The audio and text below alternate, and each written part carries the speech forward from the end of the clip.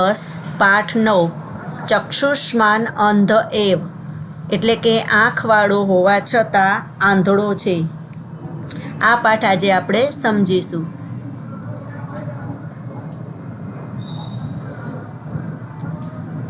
અથ તામ તથા સપ્તામ સરસ્વતીમ દૃષ્ટ્વા પિતામહો મંગલપટહેનૈવ સ્વરેણ આશાહા પૂરયન સુધીરમ દુર્વાસસમ ઉવાચ.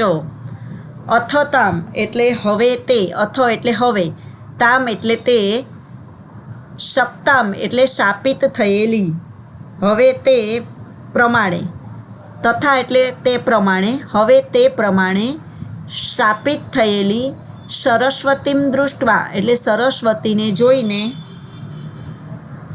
પિતામહ એટલે કે પિતામહ બ્રહ્માજીએ મંગલપટહેનૈવ મંગલકારી નગારાના અવાજ જેવા સ્વર વડે, મંગલકારી નગારાના અવાજ જેવા સ્વર વડે, આશાહા એટલે દિશાઓ, પૂરયન એટલે ભરી દેતા, દિશાઓને ભરી દેતા, સુધીરમ એટલે ગંભીરતાપૂર્વક દુર્વાસાને કહ્યું. હવે તે સરસ્વતીને તે પ્રમાણે શાપિત થયેલી જોઈને પિતામહ બ્રહ્માજીએ મંગલકારી નગારાના જેવા સ્વર વડે દિશાઓને ભરી દેતા ગંભીરતાપૂર્વક દુર્વાસાને કહ્યું.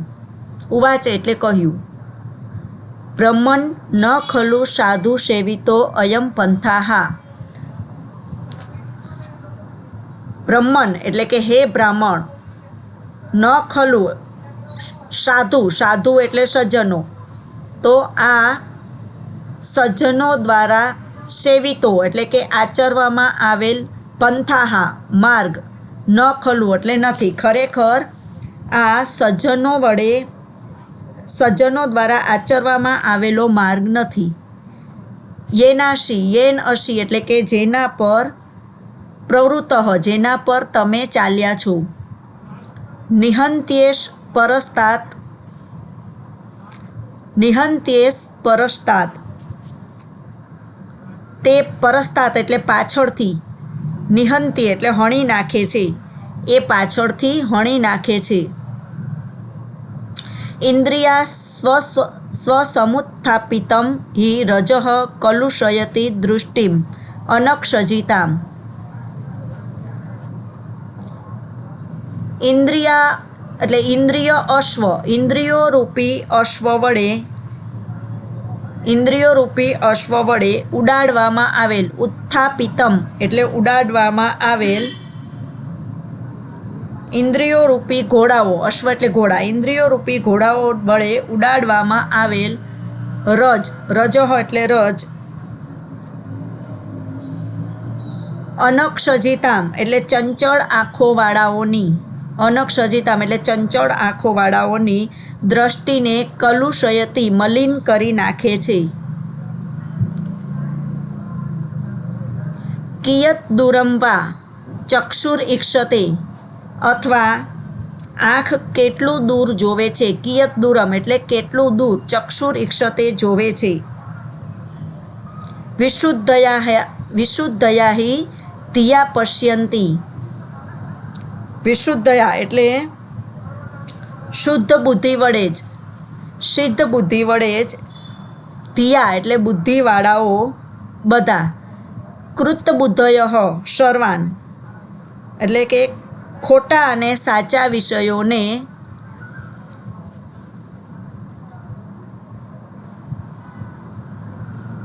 વિશુદ્ધયા એટલે કે શુદ્ધ બુદ્ધિવાળાઓ જ, ખરેખર ધિયા એટલે બુદ્ધિવાળાઓ, શુદ્ધ બુદ્ધિ વડે જ બુદ્ધિવાળાઓ બધા ખોટા અને સાચા, કૃતબુદ્ધયઃ સર્વાન બધા ખોટા અને સાચા વિષયોને જુએ છે. સર્વાન અર્થાન અસતઃ સતો વા,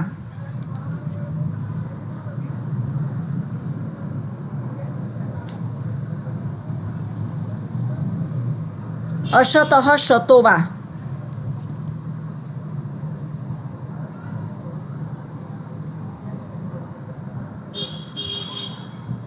એટલે કે બધા સાચા અને ખોટા. અસતો હોય સતો એટલે બધા સાચા અને ખોટા વિષયોને જુએ છે. નિસર્ગ વિરોધીની ચ ઇયમ પયઃ પાવકયોરીવ ધર્મક્રોધયોરે એકત્ર વૃત્તિ. નિસર્ગ વિરોધી એટલે પ્રકૃતિનો વિરોધ કરનાર. નિસર્ગ વિરોધીની એટલે પ્રકૃતિનો વિરોધ કરનારી. ચ ઇયમ એટલે કે આ વૃત્તિ. પયઃ એટલે પાણી. પાવકઃ એટલે આગ. તો પાણી અને આગની જેમ જ ધર્મ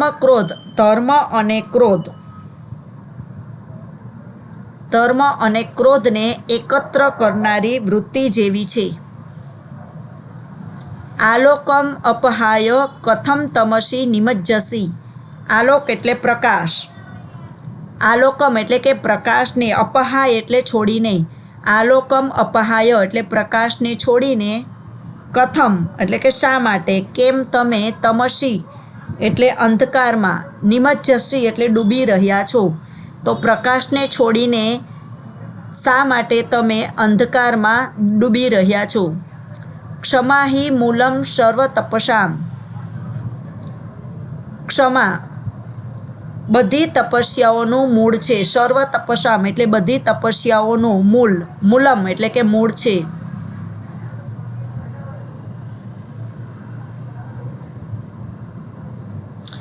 પરદોષ દર્શન દક્ષા દૃષ્ટિરેવ કુપિતા બુદ્ધિ ન તે આત્મદોષમ પશ્યતિ. પરદોષ દર્શન એટલે કે બીજાના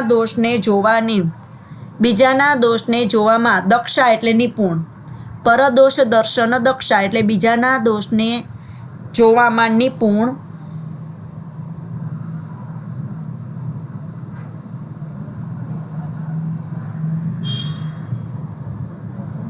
દૃષ્ટિરેવ એટલે દૃષ્ટિની માફક. ક્રોધી બુદ્ધિ. કુપિતા બુદ્ધિ એટલે કે ક્રોધી બુદ્ધિ.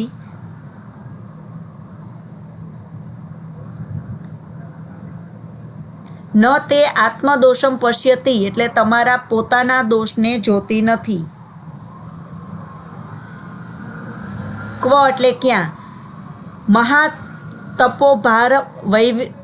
મહાતપોભાર વૈવધિકતા. ક્યાં મહાન તપના ભારને વહન કરનારી શક્તિ. ક્વ પુરોભાગિત્વમ અને ક્યાં અન્યના દોષ જોવાની વૃત્તિ. અતિરોષણ ચક્ષુષ્માન અંધ એવ જનઃ. અતિશય રોષે ભરાયેલો માણસ આંખવાળો હોવા, ચક્ષુષ્માન એટલે આંખવાળો હોવા છતાં અંધ એટલે અંધ જ છે એટલે કે આંધળો જ છે.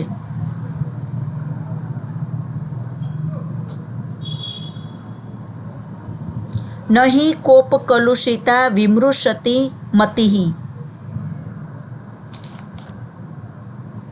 કોપ કલુષિતા એટલે કોપથી મલિન થયેલી. કલુષિતા એટલે મલિન થયેલી. કોપથી મલિન થયેલી. મતિઃ એટલે કે બુદ્ધિ. કર્તવ્યમ અકર્તવ્યમ કરવા યોગ્ય અને ન કરવા યોગ્ય કાર્યનો વિચાર કરતી નથી. વિમૃશતિ એટલે કે વિચાર. નહીં વિમૃશતિ એટલે કે વિચાર કરતી નથી. એટલે કે કોપથી મલિન થયેલી બુદ્ધિ કરવા યોગ્ય અને ન કરવા યોગ્ય કાર્યનો વિચાર કરતી નથી. કુપિતસ્ય પ્રથમમ અંધકારી ભવતી. ગુસ્સે થયેલાની. કુપિતસ્ય એટલે કે ગુસ્સે થયેલાની. પ્રથમમ એટલે પહેલાં. અંધકારી ભવતી વિદ્યા એટલે કે વિદ્યા નાશ પામે છે. અંધકારી ભવતી એટલે કે નાશ પામે છે. તો કે ગુસ્સે થયેલાની પ્રથમ વિદ્યા નાશ પામે છે. તતો ભ્રુકુટિઃ પછી ભ્રુકુટી એટલે કે ભમરમાં. પછી ભમરમાં. આદૌ એટલે કે શરૂઆતમાં. ઇન્દ્રિયાણી રાગઃ શરૂઆતમાં આસક્તિ રાગહ એટલે આસક્તિ, આદવ એટલે શરૂઆતમાં રાગહ એટલે કે આસક્તિ ઇન્દ્રિયો પર આક્રમણ કરે છે. સમા સ્કંદતી ત્યાર પછી આંખને. ચરમમ ચક્ષુઃ ઇન્દ્રિયો પર આક્રમણ કરે છે. ચરમમ ચક્ષુઃ પછી આંખને. આરંભે તપોગલતી શરૂઆતમાં તપને ગળી જાય છે. પશ્ચાત સ્વેદસલિલમ પછી પરસેવો થાય છે. પૂર્વમ અયશઃ એટલે પહેલાં અપયશ, સ્ફુરતિ એટલે મળે છે.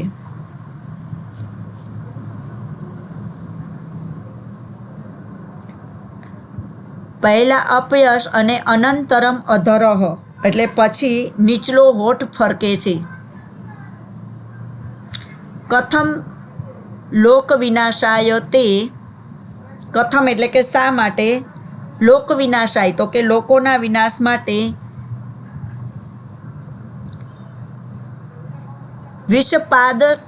વિષપાદ પશ્યેવ જટાવલ્કલાની જાતાની, શા માટે લોકોના વિનાશ માટે જટાવલ્કલ તમારા જટા અને વલ્કલ વસ્ત્રો ઝેરના ઝાડ જેવા, વિષપાદ પશ્યેવ ઝેરના ઝાડ જેવા થઈ ગયા છે. શા માટે લોકોના વિનાશ માટે તમારા જટા અને વલ્કલ વસ્ત્રો ઝેરના ઝાડ જેવા, વિષાદપાદ એટલે ઝેરના ઝાડ જેવા થઈ ગયા છે. જાતાની એટલે કે થઈ ગયા છે. અનુચિતા ખલુ અસ્ય મુનિવેશસ્ય હારયષ્ટિરીવ વૃત્તમુક્તા ચિત્તવૃત્તિ. અનુચિતા એટલે કે અનુચિત થયેલી,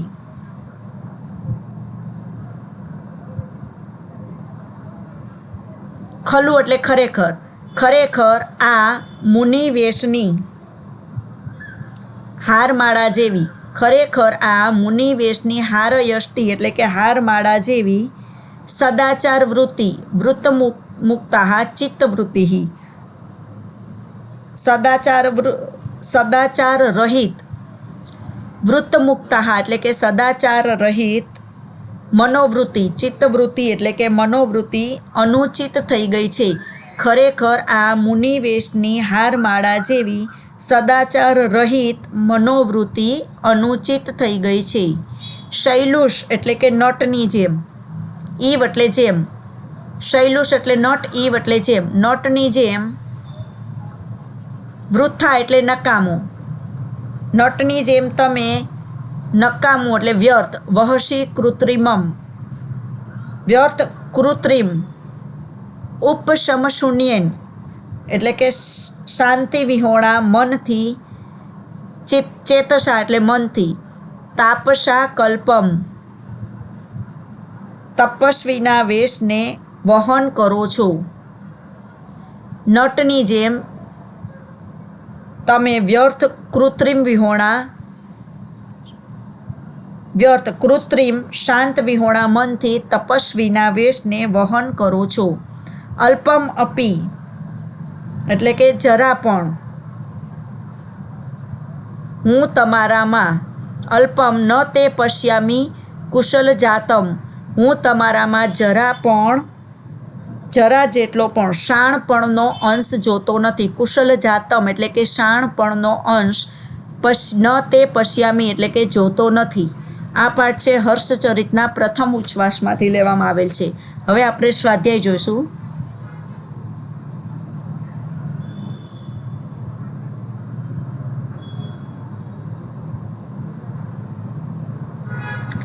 પ્રશ્ન 1 વિકલ્પો.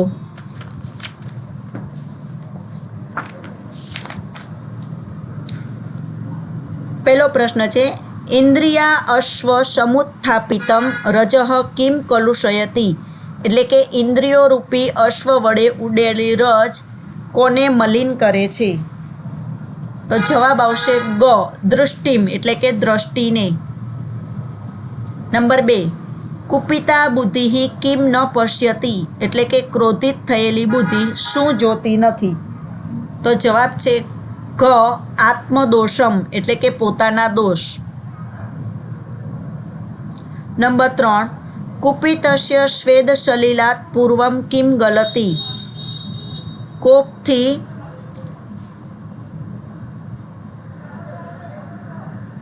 પરસેવો થાય છે અને પહેલાં શું ગળી જાય છે? તો જવાબ છે ક તપઃ એટલે કે તપને. નંબર 4, કુપિતસ્ય પૂર્વમ અયશઃ ખાલી જગ્યા અનંતરમ અધરઃ એટલે કે ક્રોધિત થયેલ પહેલાં અપયશ મળે છે. તો અયશઃ જવાબ આવશે ખ સ્ફુરતિ એટલે કે અપયશ મળે છે. જવાબ ખ સ્ફુરતિ.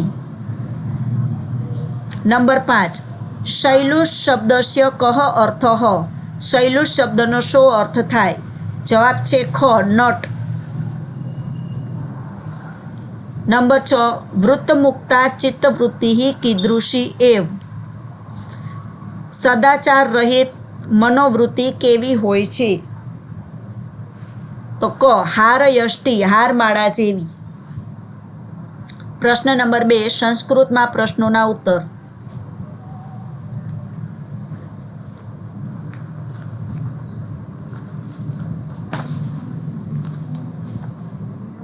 પહેલો પ્રશ્ન, કૃતબુદ્ધયઃ કથમ પશ્યન્તિ.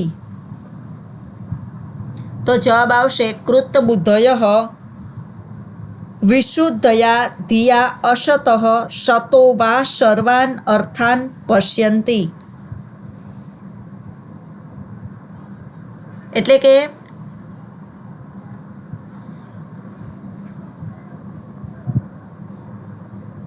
નંબર 2, ધર્મ ક્રોધયો એકત્ર વૃત્તિ કીદૃશી. તો જવાબ આવશે ધર્મ ક્રોધયો એકત્ર વૃત્તિ પયઃ પાવકયોરીવ નિસર્ગ વિરોધિની અસ્તિ.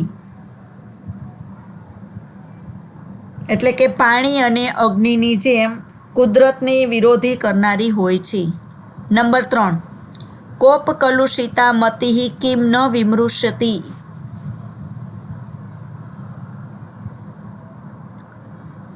ક્રોધથી મલિન થયેલી બુદ્ધિ શું જોતી નથી?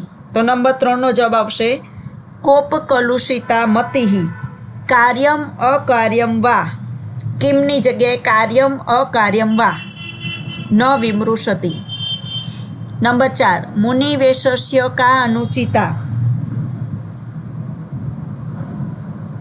તો જવાબ આવશે મુનિવેશસ્ય હારયષ્ટિ ઇવ વૃત્તમુક્તા ચિત્તવૃત્તિ ખલુ અનુચિતા.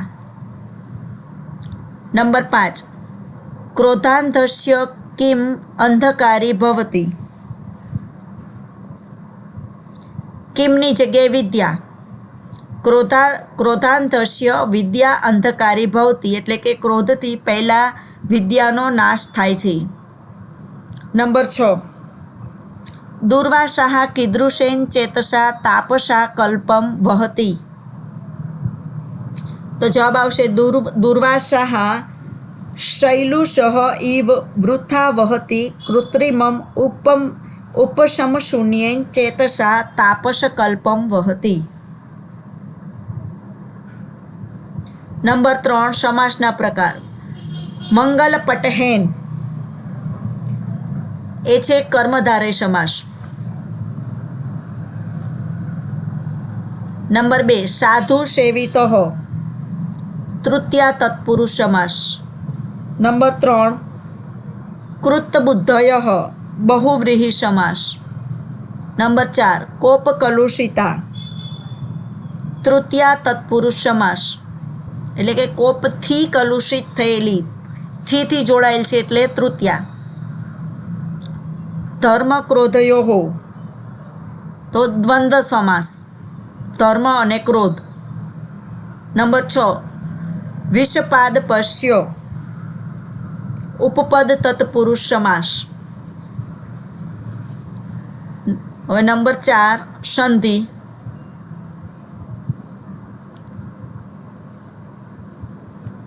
સાધુ સેવિતો અયમ એટલે કે સાધુ સેવિત, અહીં વિસર્ગ આવી જશે, પ્લસ અયમ. નંબર 2 ચક્ષુરીક્ષતે એટલે ચક્ષુહુ પ્લસ ઈક્ષતે.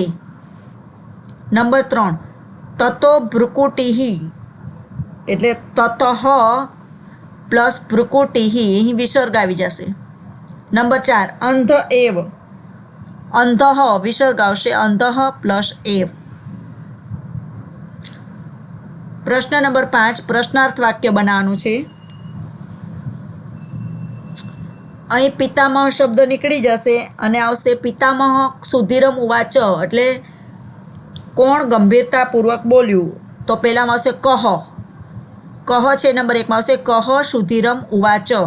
નંબર 2 આરંભે શબ્દની જગ્યાએ આરંભે તપો ગલતી, તો ક્યારે તપ ગળી જાય છે, તો કદા, કદા આવશે 2 નંબરમાં, કદા તપો ગલતી.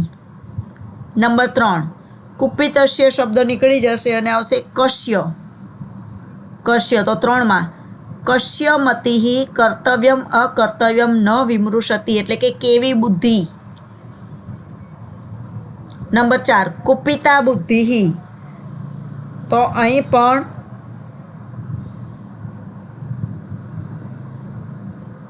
કીદૃશી આવી જશે, અહીં કીદૃશી એટલે કે કેવી બુદ્ધિ આત્મદોષને જોતી નથી, અને અહીં આવશે કોની બુદ્ધિ.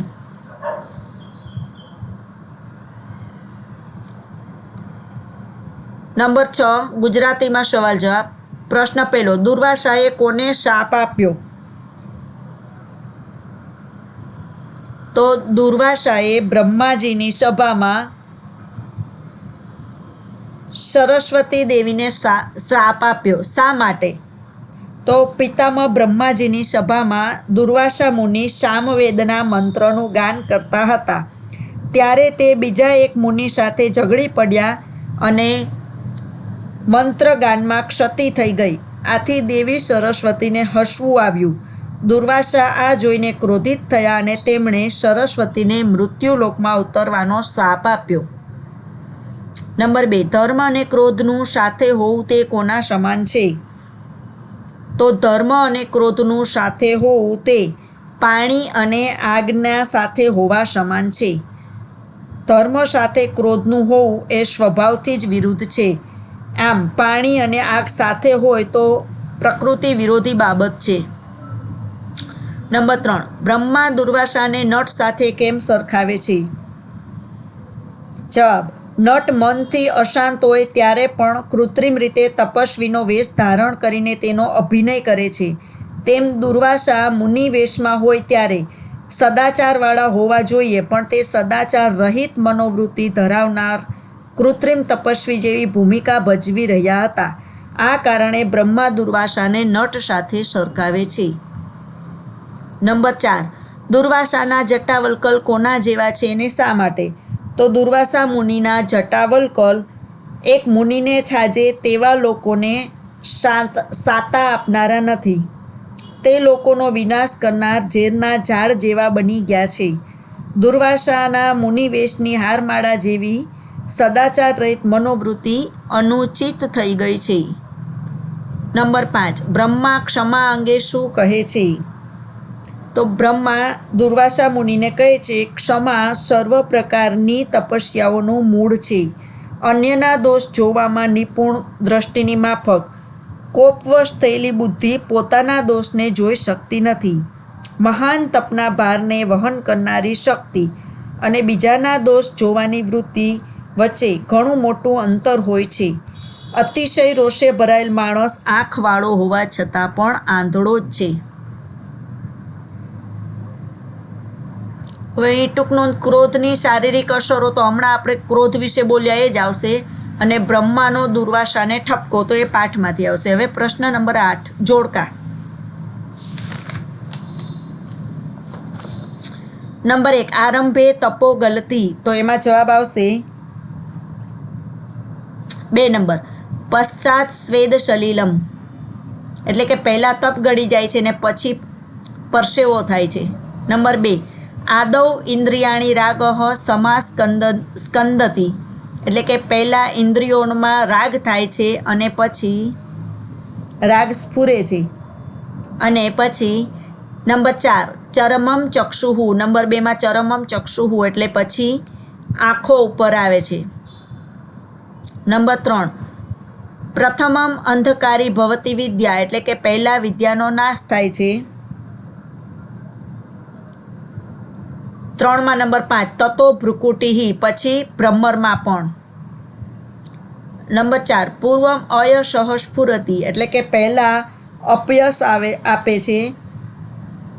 4માં નંબર 1 અનંતરમ અધરઃ, પછી નીચલો હોઠ ફરકે છે. અહીં આપણું સ્વાધ્યાય પૂરું થાય છે. અસ્તુ.